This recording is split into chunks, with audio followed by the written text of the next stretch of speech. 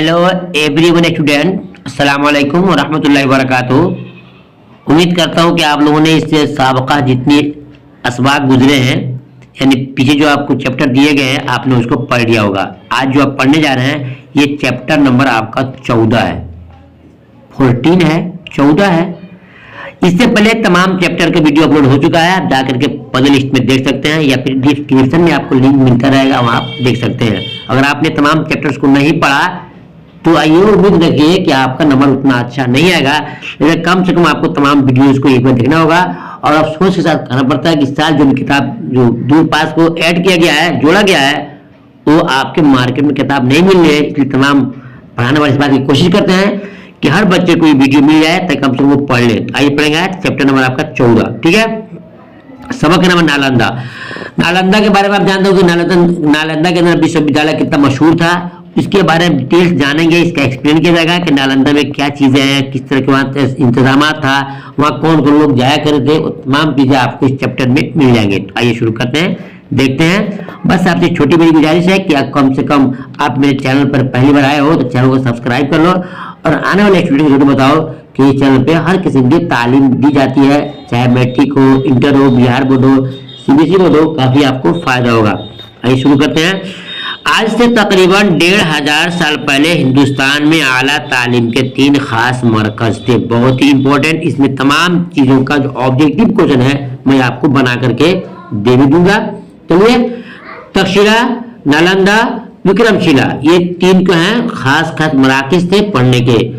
इन्हें महाविहार कहा जाता था। आज की बड़ी यूनिवर्सिटियों की तरह इन इदारों में दूसरे मुल्क से तालिब इल्म आया करते थे। तालिब इल्म मीन्स क्या होता है? स्टूडेंट। और यहाँ बुद्ध मजहब और फलसफे की तालीम के लिए बड़े काम किए गए हैं। बुद्ध मजहब और फलसफे की तालीम के लिए बहुत बड़े काम किए गए हैं।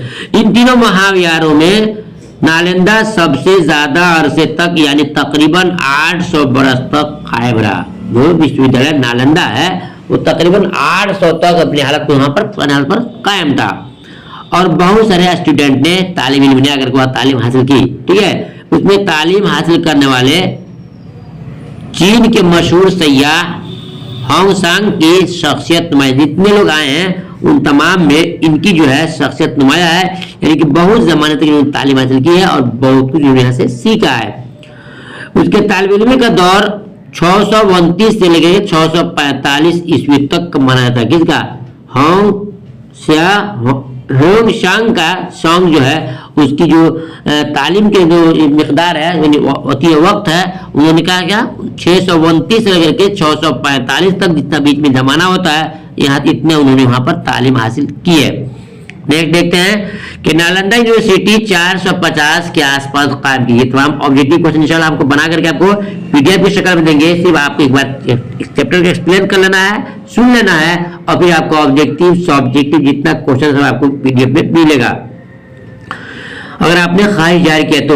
नालंदा यूनिवर्सिटी 450 के आसपास कायम की गई है। इस जमाने में मगध रियासत पर गुप्त खानदान की हुकूमत थी। मगध रियासत पर गुप्त खानदान की हुकूमत थी। उस खानदान के कई राजाओं ने नालंदा की तरक्की के लिए खजानों के मुंह खोल दिए। जितना चाहिए खजाना लीजिए, लेकिन विश्वविद्यालय को हमेशा अच्छा से रखा जाए।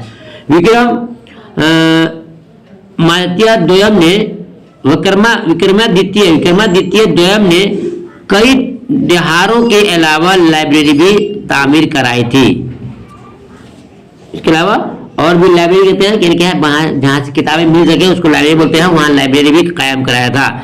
9वीं सदी तक इस इदारे ने बहुत शोहरत हासिल कर ली। 9वीं सदी तक इस इदारे ने, संस्था ने बहुत शोहरत हासिल कर ली। यहाँ दूर दराज के कई मुल्कों से तलबा आया करते। तलबा क्या, ये तालिब की जमा है, तलबा की जमा है तलबा, आया करते, स्टूडेंट आया करते थे।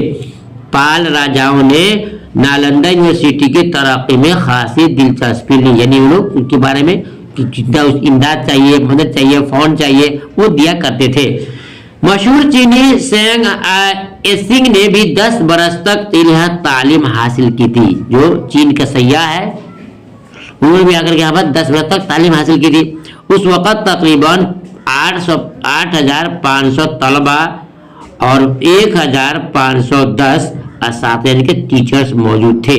यहाँ तालीम के 18 शोबे थे, उनमें बुद्ध, फलसफा, संस्कृत, पाली जबान, अदब और कवायद, तिब्बे, मुसव्वरी और फुनत लतीफ़ा वगैरह की तालीम दी जाती थी। हर तरह की तालीम वहाँ पर दी जाती थी।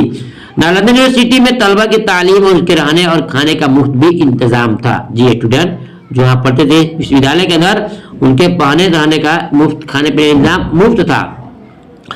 नालंदा यूनिवर्सिटी में दाखिले का कायदा ये था कि सदर दरवाजे पर द्वार पंडित मौजूद होते थे, ठीक है, जो उम्मीदवार की तालीमी लियाकत का इम्तिहान लेते, यानी कि आपके अंदर कितनी सलाहियत है, कितना क्षमता है, आपका टेस्ट होता था। उसके बाद ही दाखिला की इजाजत मिलती थी और दाखिला हो गया तो रहना और खाना सब आपको मुफ्त में और तालीम भी मुफ्त में मिलती थी।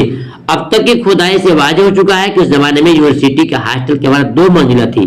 जब खुदाई किया गया तो पता चला कि यहाँ पर जो हॉस्टल के बच्चों के लिए वो 2 मंजिला इमारत थी। तलबा के रहने के लिए छोटे और बड़े कमरे भी थे। खुदाई के दौरान किताबों की अलमारी और पत्थर की चौकी भी मिली है। आंगन में कुएं का भी पता चला है, कि उस आंगन में कुआं भी था। यूनिवर्सिटी चारों तरफ से ऊंची दीवारों से घिरी हुई थी। नालंदा यूनिवर्सिटी 1 मील लंबी और आध मील चौड़ी थी। यहाँ 8 बड़े हॉल थे, और 300 छोटे छोटे क्लासरूम थे। 3 लाइब्रेरियां मौजूद थी, यानी कि पढ़ने की कुतुबखाने थे, लाइब्रेरियां थी।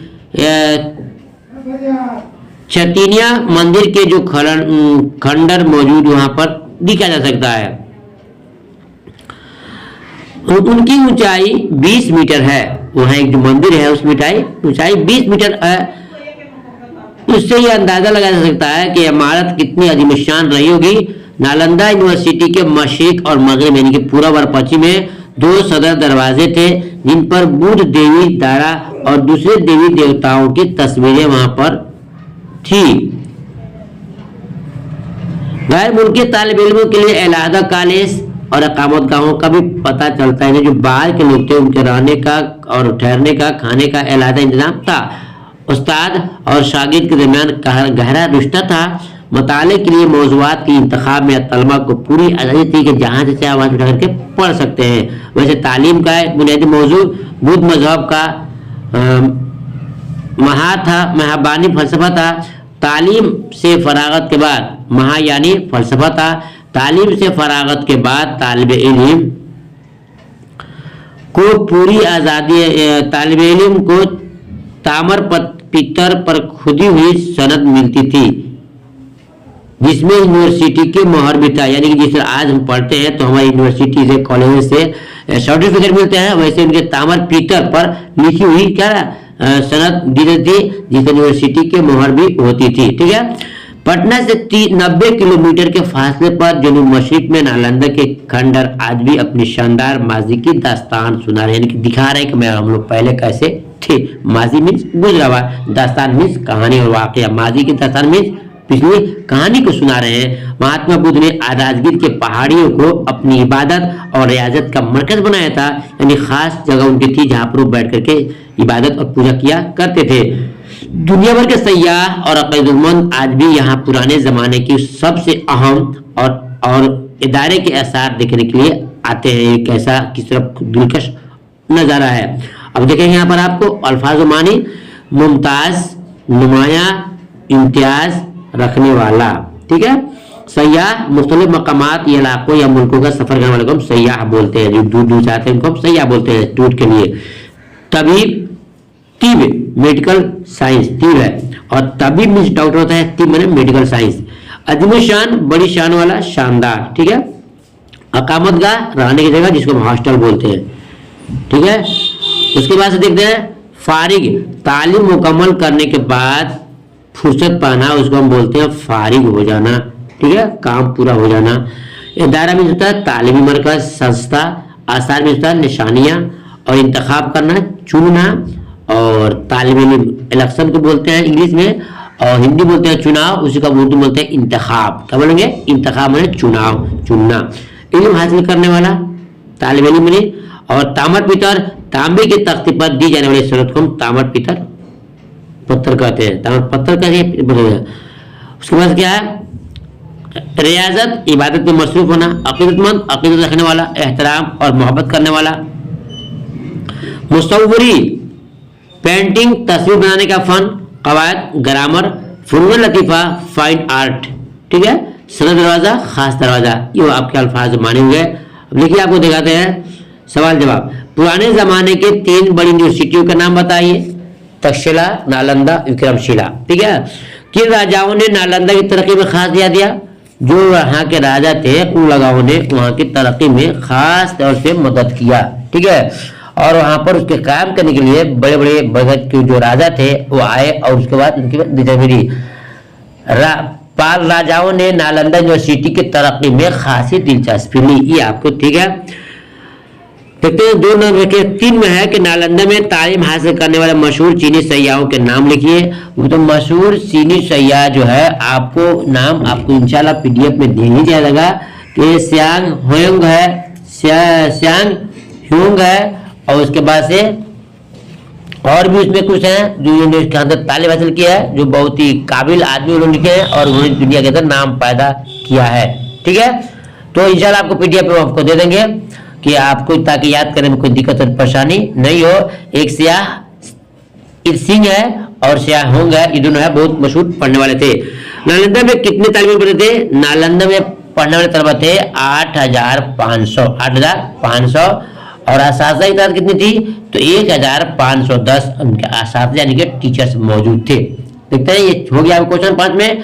भैया जो दिया है खाली जगहों को दिए गए लफ्जों से भरिए, 3 साल आपको हम यहाँ भर कर दे देंगे आपको किसमें? पीडीएफ में। यानी सुन लीजिए, एक में हिंदुस्तान में आला तालीम के 3 खास मराकिज थे, 3 खास मराकिज थे, देख सकते ये 3 भराएगा यहाँ पे।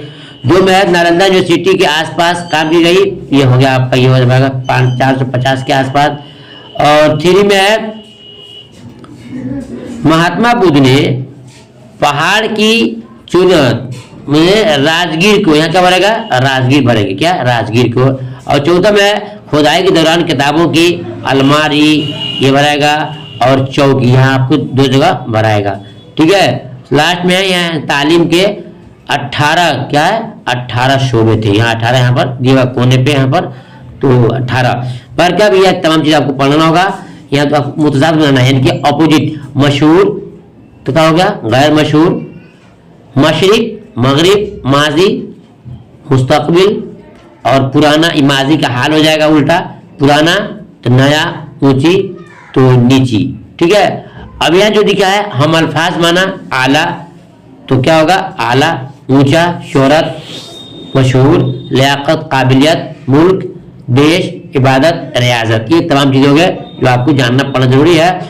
इंशाल्लाह मैं इस पीडीएफ में तमाम चैप्टर का ऑब्जेक्टिव भी निकाल दिया हूँ, कैसे इसमें डेट ऑफ बर्थ है, क्या इसमें का हिस्टोरी कहानी है, और फिर उसका सब्जेक्टिव भी क्या इंशाल्लाह आपको लिखित रूप में मिल जाएगा।